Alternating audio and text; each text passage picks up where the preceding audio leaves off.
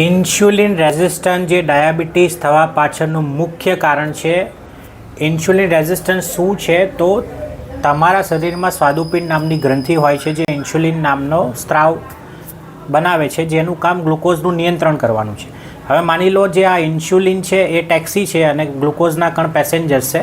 તો insulin resistance જેનું કારણ શરીરમાં ફેટની વધારે માત્રા આવી, એમાં ટેક્સી ઓછી થઈ જાય છે અને પેસેન્જર્સની માત્રા વધી જાય છે. તો યુઝ્યુઅલ નોર્મલ હેલ્ધી પીપલમાં પેસેન્જર્સ ટેક્સીમાં બેસીને એની જગ્યાએ પહોંચી જાય છે, એ તમારી કોશિકાઓ. પણ ઇન્સ્યુલિન રેઝિસ્ટન્સમાં ટેક્સીનું પ્રમાણ ઓછું થઈ જાય છે અને પેસેન્જર્સ માને ગ્લુકોઝના કણ, ટેક્સી માને ઇન્સ્યુલિન.